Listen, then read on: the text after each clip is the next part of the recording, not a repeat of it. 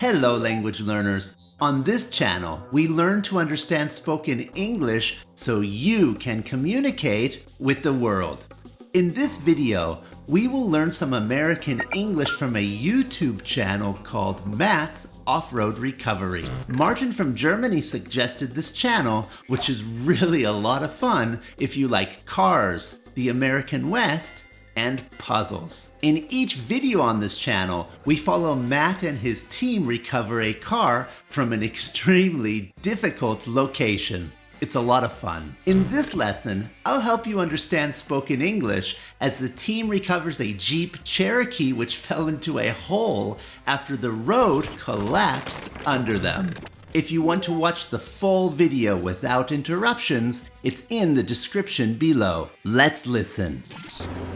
So we got a call for a Jeep Cherokee, I believe, that is stuck in a ravine, like a rutted out road. To be stuck means to be blocked, trapped in. Something can be physically stuck, like this Jeep in the ground. But we also use this expression in other ways. If I'm late to a meeting, for example, I could say, "Sorry everyone, I was stuck in traffic." Or I could say, "Sorry guys, I was stuck in a meeting with the boss." Sure you were. So we got a call for a Jeep Cherokee, I believe, that is stuck in a ravine. This is probably a new word. Ravine. A ravine, like a rutted out road. This is a ravine. It's a deep, narrow valley, smaller than a canyon, typically created by water erosion. Ravine. A ravine. Ravine. A ravine, like a rutted out road. A rut is a long, deep track made by the repeated passage of wheels in the ground. That is stuck in a ravine, like a rutted out road, up near Salina, Utah. And we're going to head up there and see if we can get them out. As a native speaker, Matt reduces some words while speaking fast. Going to becomes gonna. And we're going to head up there. We're gonna. And we're gonna head up there. And we're going to head up there. And To head somewhere means to go somewhere. It's simply a synonym for go. This is because when you go somewhere, you follow your head. Your head is in front of you when you walk, more or less. And we're going to head up there and see if we can get them out. He is speaking fast, and so get him out sounds like get him out. See if we can get them out. Get him out. See if we can get him out. He sent me some pictures. He's in a pretty bad spot. A pretty bad spot. A pretty bad location. Pretty can mean quite. So, a quite bad location. Pretty bad spot. Pretty bad spot. Pretty bad spot. Pretty bad spot. Pretty can also mean beautiful. So when you hear this word, we have to try to understand if the speaker means beautiful or quite. Pretty bad spot. So it's going to be interesting to see what we figure out to get him out of there. Going to gonna. It's gonna be interesting. It's going to be interesting to see. It's gonna be interesting to see what we figure out. This is a phrasal verb. To figure out means to solve a problem, find a solution, or understand something. Here, to find a way to get the Jeep out of the ground. So it's going to be interesting to see what we figure out to get him out of there. Yeah, you done good. So you see the bottom of it? This was very informal. It's also a little sarcastic. You done good is missing the have in the middle. You have done good. You have done a good job.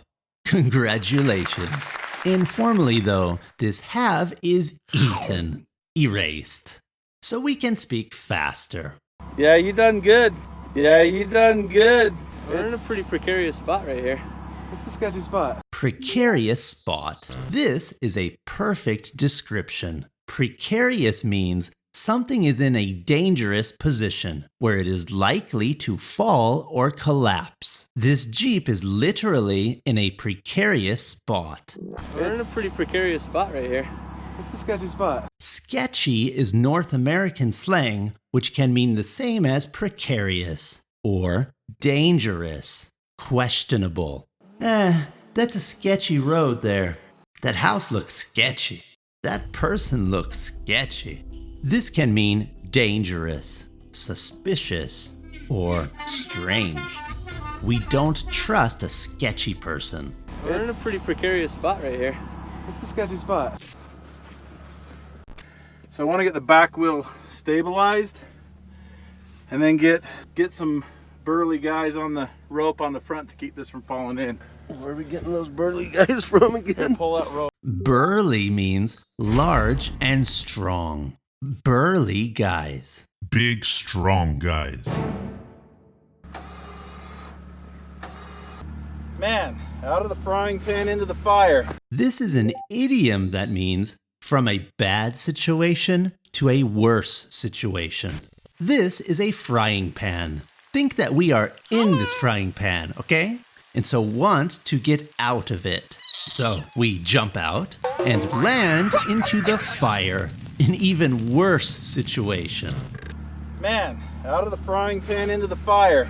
Now, if you want to see the full recovery of the Jeep, check out the video on Matt's channel. At the end of his video, we hear the word sketchy one more time. I don't even know what to say about that. I think that's the sketchiest recovery we've ever done. The sketchiest. Number 1, the most dangerous. If you like grammar, that's called the superlative. If you want to learn more spoken English from YouTube videos, check out one of these videos on the screen now. And if you have a channel you'd like to see in a lesson, let me know in the comments. This mission is accomplished.